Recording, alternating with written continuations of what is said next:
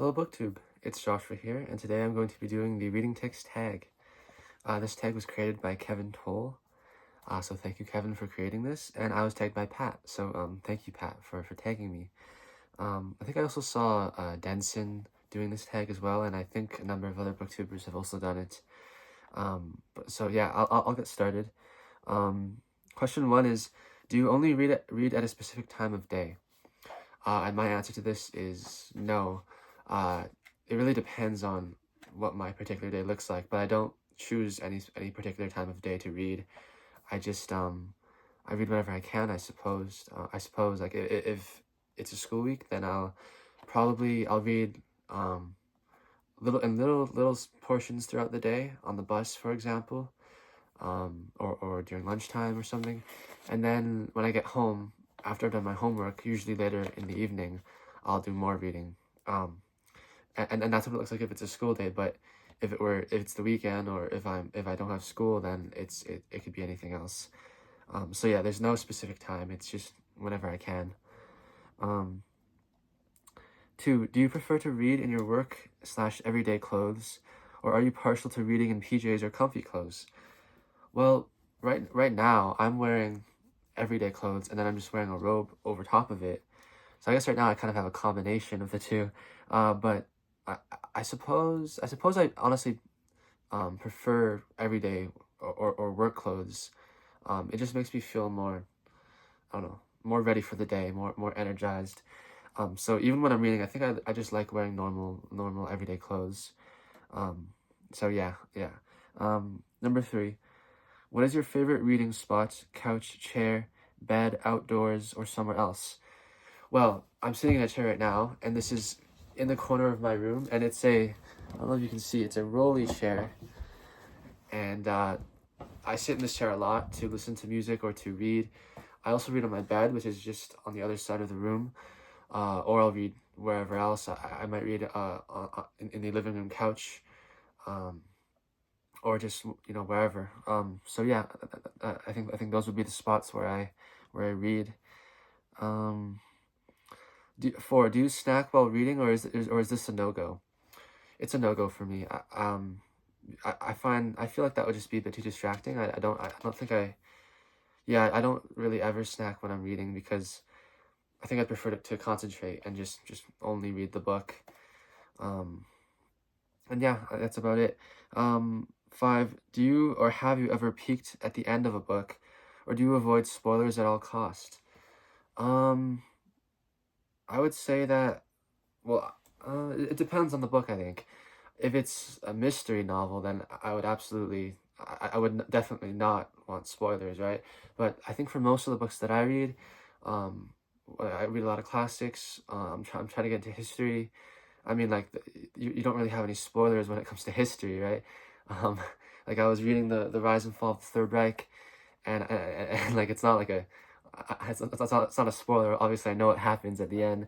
But if it were a mystery novel, or if it were any kind of novel that where the entertainment or the intrigue lies in not knowing what happens next, then of course I wouldn't want to look at it. But for I think a lot of books, I don't really care if it gets spoiled for me. Like, I read when I read Emma, I had already watched the TV show, so I went into reading that novel, knowing what happens in general. But it was no less delightful. I think it was still an enjoyable read. And so yeah, most of the time no, but it depends really. Do you prefer first person or third person narrative, or do you care? I don't really care. I think Denson in his video mentioned that he read a lot of Percy Jackson when he was younger, and Percy Jackson is written in the first person, and that made him a little bit, when he was younger, that made him biased towards the first person. And I feel like that might be kind of similar to me. I read a lot of Percy Jackson when I was younger, and I remember really enjoying the first person I remember enjoying that a lot. But yeah, at this point right now, I really don't care. I feel like as long as it's done well, I'd be fine with either one. 7, do you read dedications, author's notes, acknowledgements, or do you skip these? Okay, I I do read dedications. I think it's just interesting to see who the author has written the book for, or who the author has chosen to to dedicate the book to, and I as for author's notes, or just notes in general, it depends on the book. You know, like if I feel like I need the notes, then of course I'll read them. Like I was reading Wall Flanders not too long ago, and that was in the Norton Critical Edition, and there were every once in a while a couple of footnotes which explain some of the differences in the language, from because the book was written in I think the book was written in the early 18th century, so there were obviously some differences in what some words meant, and the Norton Critical Edition was explaining that, and I found that really helpful. So I read all of those notes. But if it's say a modern novel or something like that, and there are notes, and I don't really feel like I need them, then I'll just skip them. I don't really, yeah, I don't really need to read all the notes. It's only if I feel like they're helpful. Sometimes notes can be very scholarly and too pedantic, in which case I'll also skip them. And acknowledgements, I don't really read acknowledgements. Yeah, I mean, like if it's a scholarly work, then there'll be a whole list of different names of professors, and I guess I don't really care. But so yeah, it depends on which one, and it really, I guess, similar to a lot of other answers to these books, it depends on the individual book, or it depends on how I'm feeling. Number 8, do you have a favorite reading beverage? Two favorite reading beverages, coffee or water. I have a cup of coffee right here. I won't do the ostentatious sipping, because there's a very clear ban on that, according to Steve. But yeah, I have coffee. I enjoy drinking coffee while reading, or drinking water. It's just nice to have something around. I mean, it's less distracting than food, so I think that's why I like to have that, but not food. So yeah, 9. How do you decide what to read next? TBR, mood, goals, random choice.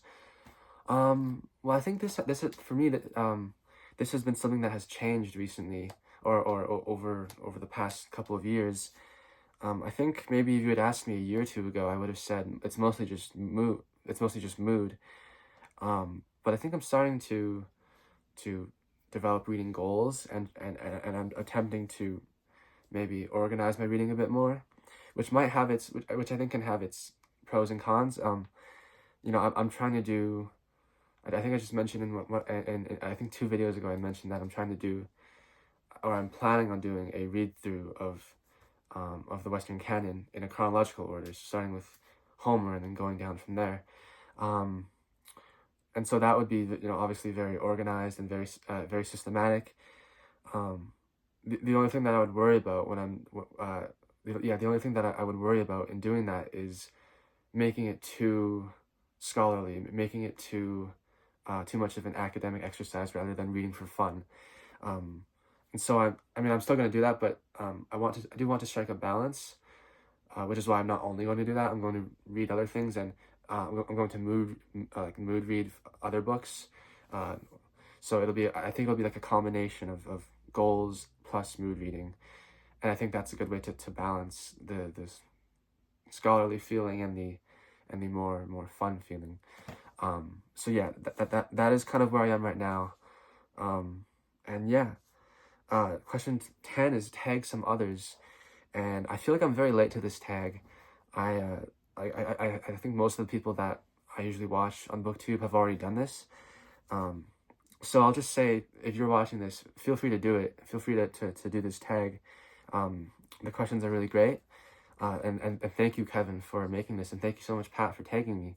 And I hope you guys have enjoyed this quick little video, and bye-bye.